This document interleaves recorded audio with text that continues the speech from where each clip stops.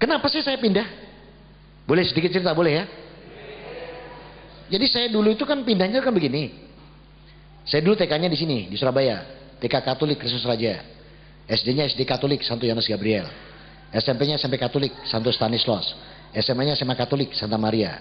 Sekolah pastor tingkat menengah Katolik Santo Vincentius Apaulo. Harusnya 2 tahun, setahun selesai. Jadi mohon maaf kalau rotok cerdas saya, ya. Kemudian nggak ditaruh di umat saya, nggak ditaruh di gereja. Tapi karena saya 2 tahun bisa selesai tahun, saya diteruskan sama Keuskupan Surabaya untuk sekolah lagi. Nah, maka saya sekolah lagi, ngambil di STFT, Sekolah Tinggi Filsafat dan Teologi, di Santo Giovanni. Itu 10 semester, harusnya 5 tahun. Saya selesai 3 tahun. Untuk kedua kalinya saya mohon maaf kalau saya rotok cerdas, ya. Jadi saya nggak dikembalikan ke umat, langsung sekolah STFT-nya. Yang 5 tahun cuma 3 tahun saya. Kemudian karena lulus nggak ditaruh di gereja saya. Jadi sebenarnya keliru nulis saya mantan misionaris karena saya belum turun ke umat. Tapi kalau mantan pastor iya, karena sudah dilantik jadi pastor. Jadi harusnya keliru. Kalau nulis saya jangan mantan misionaris, salah nanti. Bisa dikritik sama mereka. Mantan pastor saya, itu benar. Karena saya belum turun ke umat. Begitu saya lulus 3 tahun itu, tidak 5 tahun, saya langsung dikirim ke Vatikan Roma. Saya ambil magister teologi di sana. Harusnya 3 tahun. Saya selesai 1,5 tahun. Untuk ketiga kalinya saya mohon maaf kalau saya cerdas.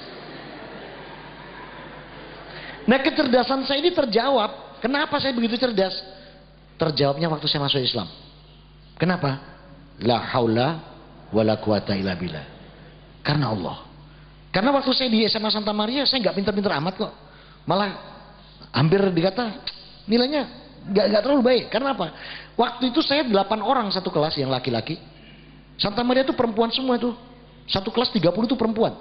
Lakinya cuma 8 lah. Jadi satu orang bisa dapat 3 gitu ya.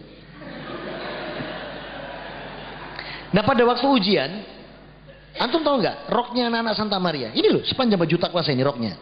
Jadi roknya anak Santa Maria segini nih. Ini roknya dia. Jadi roknya segini nih. Nah, kalau dia duduk ujian, kalau roknya naik itu keluar fisika, kimia, biologi ada semua. Jadi waktu garap ujian tuh saya cuma lihat rumus-rumus doang. Makanya nggak lulus, nggak baik-baik saya nilainya. Ya. Ini nilai saya baik itu setelah saya sekolah laki semua itu baru baik. Saya dapat IP itu mulai di menengah sampai di magisternya itu rata-rata 4 ya, IP-nya.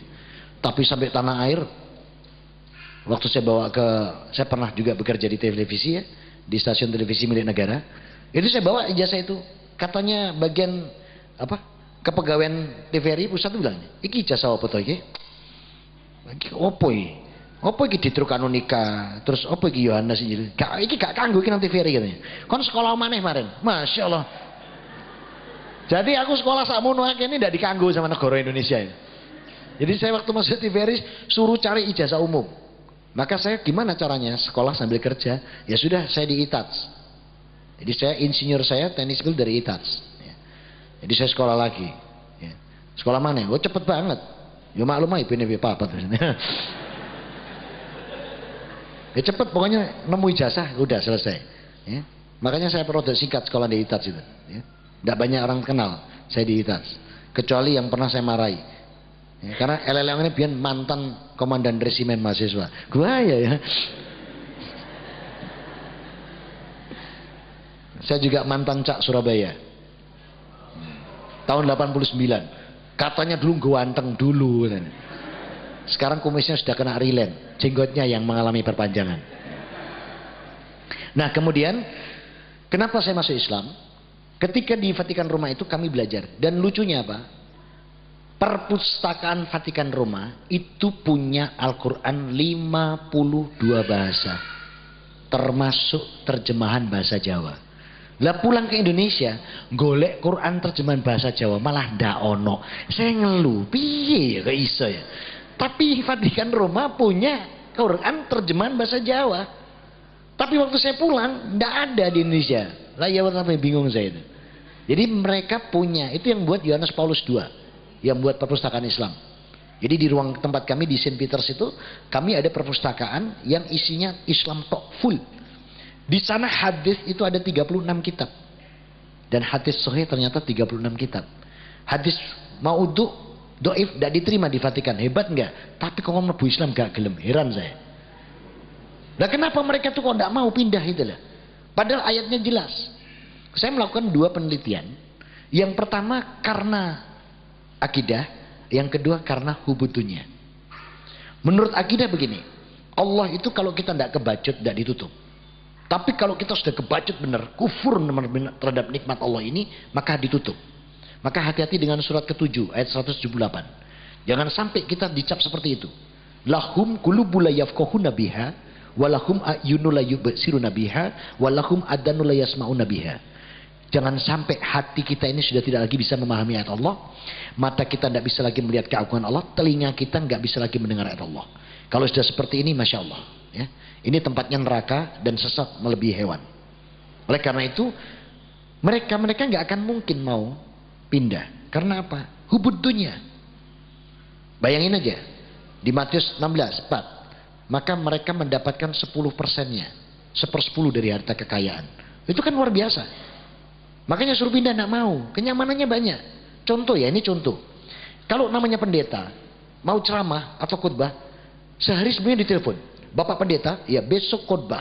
Di mana? Di Purimas. Kami jemput 2 jam sebelumnya. Nah itu kalau pendeta. Kalau Ustadz jangan lupa ya besok ya, bisa berangkat sendiri ya Tat ya. Itu. Tidak apa, tenang. Tenang, saya masih bisa berangkat sendiri. Ini cuma contoh.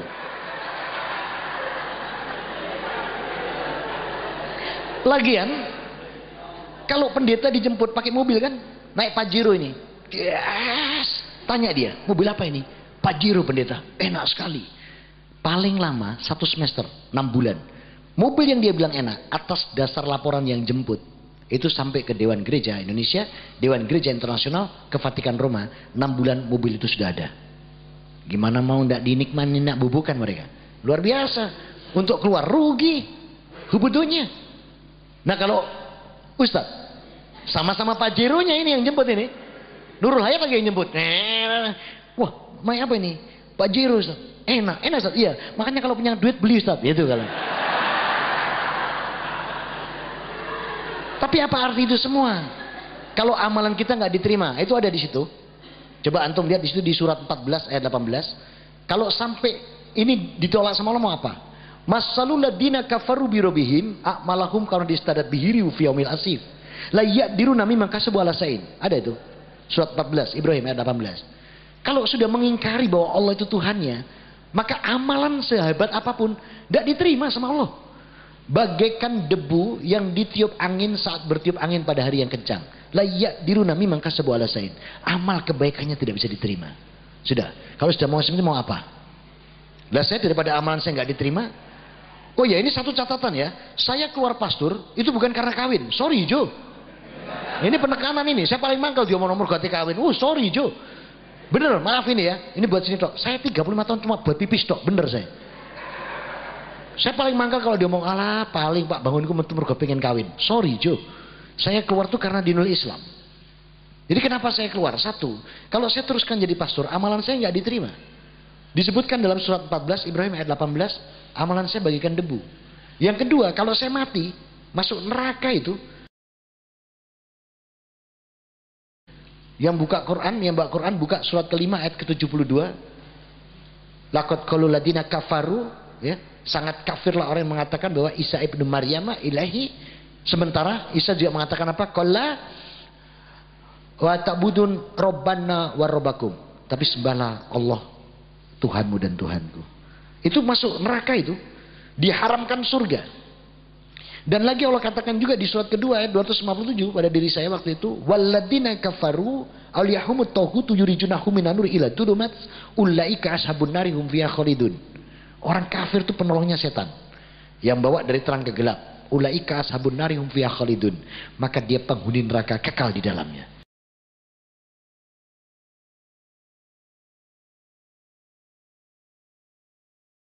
Nah kalau saya teruskan berarti amalan saya nggak diterima, mati masuk neraka, hidup nggak punya apa-apa, kan nggak kawin. Saya pikir urip pisan nang dunya kok jembret tenan aku. Nah, saya keluar tapi bukan karena kawin, sorry Jo. Itu loh. Jadi saya karena dinul Islam saya keluar itu. Ya, begitu saya keluar, lama saya nggak kawin-kawin. Ditegur sama teman-teman Muslim yang sudah siar dakwah. Saya belum waktu itu. Kendang kawin, sudah bukan pastor. Loh, kenapa? Nggak kawin kan nggak apa-apa. Apa-apa katanya. Saya dibacakan rawahu Abu Daud, Baihaqi, An-Nasai dan Tirmidzi dari Aisyah radhiyallahu anha. Rasul mengatakan begini, "An-nikahu min sunnati, fala ya'mal bi sunnati falaysa minni." Nikah itu sunnahku. Siapa yang tidak menjalankan sunnahku, bukan golonganku. Wih, saya kadung cinta Allah, cinta Quran, cinta Rasul, dibilang bukan golongannya, bingung saya. Pas di kantor TVRI ada seorang wanita sedang syuting, habis syuting acara, saya datangi, "Mbak, sudah punya suami?" "Belum." "Sudah punya pacar?" "Belum." "Agamanya Islam?" "Mau jadi istri saya." Wih, dia langsung bilang sama temannya, "Mendem benyar situ ini." Lagi kenal ngajak kawin. Tapi alhamdulillah sekarang jadi istri saya. Dan kenapa dia saya pilih? Saya kasihan. Karena apa? Waktu itu saya temukan dia pakai segini sama segini. Saya bilang ini harus diselamatkan. Daripada diselamatkan orang lain, saya selamatkan sendiri. Sekarang jilbabannya searah hijau. Wah. Bener, saya pikir dia itu kurang bahan atau penjahitnya yang bodoh. Masa segini sama segini? Saya bilang ini harus diselamatkan. Daripada orang lain, saya selamatkan sendiri. Langsung saya selamatkan. Jadi dia bilang sama temannya, "Mendemong iki kan langsung ajak nikah." Tapi akhirnya alhamdulillah sekarang jadi ibu dari anak-anak saya. Dan ternyata bukan Islam, bujui ternyata. Ternyata dia agamanya pedang, keris, payung sama tombak. Iya bener. Jadi kejawen ternyata istri saya itu. Ya sekarang aja pinter dia. Dulu itu, masya Allah. Jadi saya sama dia cuma 3 minggu prosesnya, langsung nikah. Karena Islam nggak boleh pacaran, yang ada ta'aruf. Begitu menikah saya masih ke rumahnya, saya kaget. Apa yang terjadi di rumahnya? Nah ini kalau hijrah belum sepenuhnya.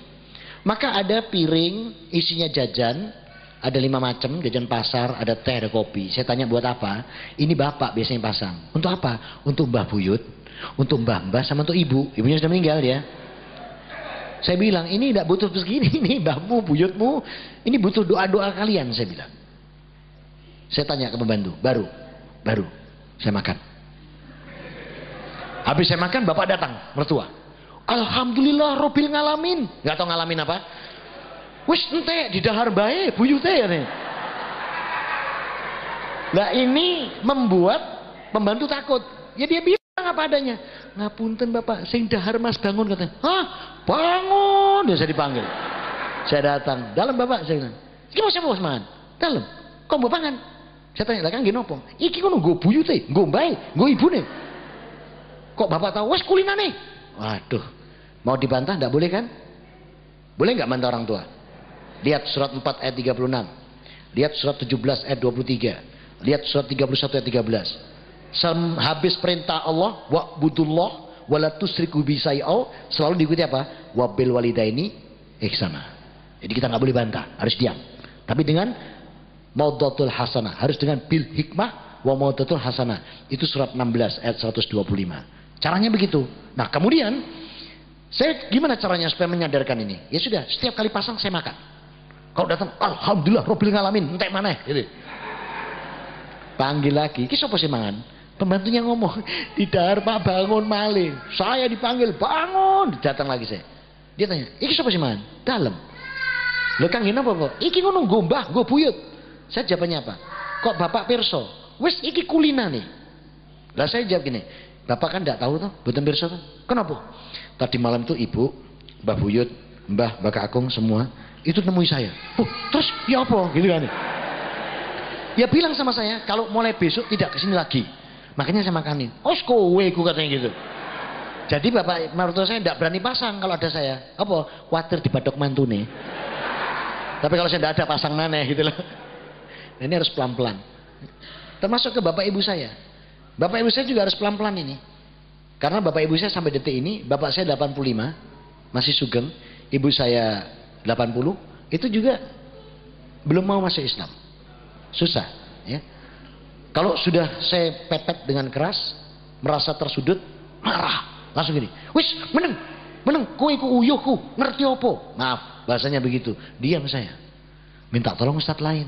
"Tat, tolong diwangi dong, bapak ibu saya sadarkan, dibantu." Apa kata ustadz lain? Yang ahli Alkitab sampeyan kok minta tolong kami?" "Ya, jenengan sendiri, tidak bisa kalau saya." "Kenapa tidak bisa?" "Kena uyuh," saya bilang. Gak percaya tenan nek kena uyuh. Jadi kalau saya sudah nggak bisa, kalau sudah marah itu meneng, uyuh kowe ngerti apa? Nggak bisa ngomong saya. Mau neruskan nggak bisa. Karena apa? Firman Allah kita nggak boleh kasar sama mereka. Jangankan itu kata saja nggak boleh itu. Lihat itu surat Al-Isra ayat 24. Jadi jangan mengatakan itu. Ya, tapi usaha apa? Qaulan kariman biyahima. Berkatalah yang baik pada keduanya. Jadi tidak boleh kita. Makanya saya minta tolong ustaz lain.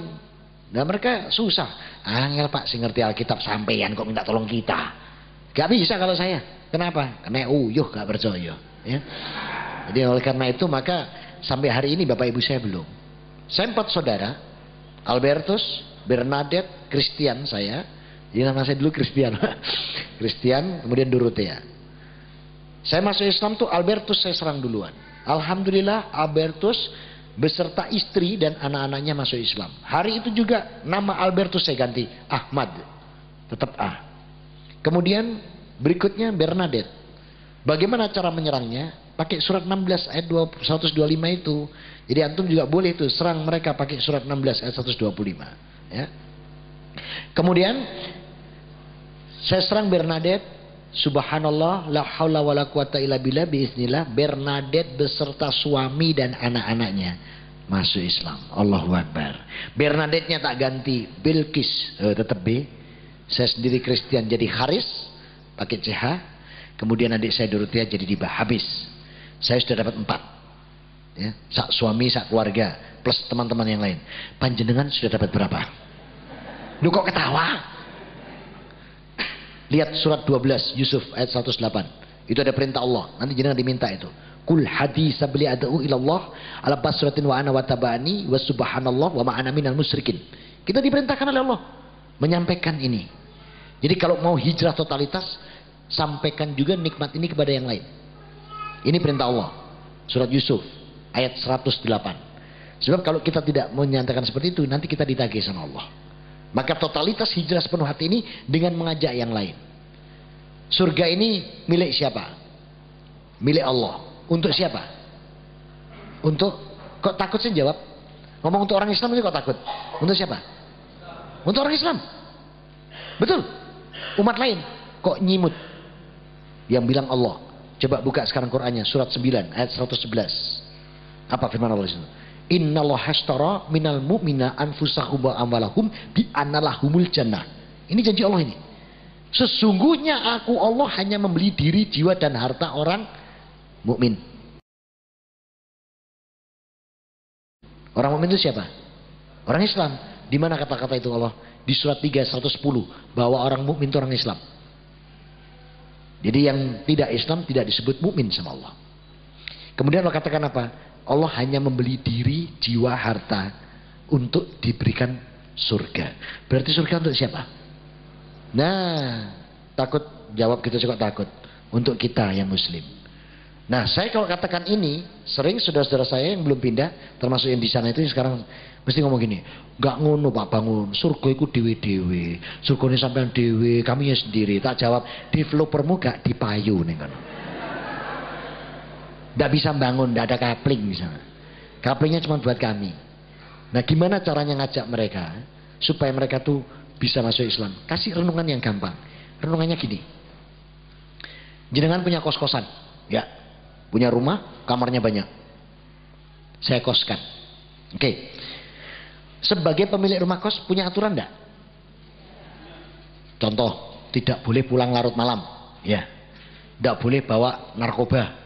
Minuman keras, ya. Tidak boleh bawa lain jenis masuk kamar dan lain sebagainya, banyak kan? Kira-kira saya tanya, kalau misalnya yang kos di rumahmu melanggar, apa pendapatmu? Saya tanya gitu kepada yang Nasrani itu, ke saudara saya yang belum pindah. Ya dia bilang, oh ya tak usir soko kos-kosanku, tak kon golek kos-kosan dia. Dia bilang gitu. Saya bilang, jane podo. Dunia itu siapa? Punya Tuhan. Lah ya teh Allah lah, saya bilang iya. Yang punya aturan siapa? Allah. Nek kowe gak iso melo aturan Allah, kudune kowe golek dunia lain. Iso kowe golek dunia lain. Gampang kok ngajaknya. Jadi coba jenengan praktekkan tips-tips seperti saya ini. Mikir tuh dia sudah. Iya ya. Nek iso golek dunia lain enggak apa-apa gitu loh. Selama kamu enggak bisa cari dunia lain, manuto. Dan beritahu dia, Islam ini indah. Kenapa Islam indah? Islam jaminan surga. Ya. Jadi Islam jaminan surga.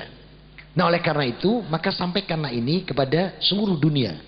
Jadi jenengan itu punya tugas menyampaikan kepada siapa? Kepada Cik D, Cik Nga, Kok Lek, Kok Liang, Cece, Meme, itu harus sampaikan. Termasuk Franciscus, Vincentius, Wedus, keliru, Robertus. Saya tuh kalau nyebut nama-nama sana tuh, iya karena gini, saya waktu buka Quran pertama dulu, saya bisa jatuh cinta. Kenapa? Saya dipanggil sama Allah waktu belajar Quran dengan panggilan Ya Ayyuhan Nas. Kadang saya dipanggil Ya Ayyuhalladina Amanu. Masya Allah, Al-Quran itu. Nah kalau saya buka kitab saya lagi yang lama, Injil saya, dipanggil saya sama Tuhan saya, wahai anak-anak domba yang hilang. Untung kamu nimbe. Kadang dipanggil anak domba yang sesat barang. Terus saya mikir kok tunggale wedhus ngene aku nang kene. Makanya saya terus pindah. Jadi saya pindah bukan karena kawin. Aku paling muangkel cuma perkara kawin itu. Saya pindah karena dinul Islam. Ya. Oleh karena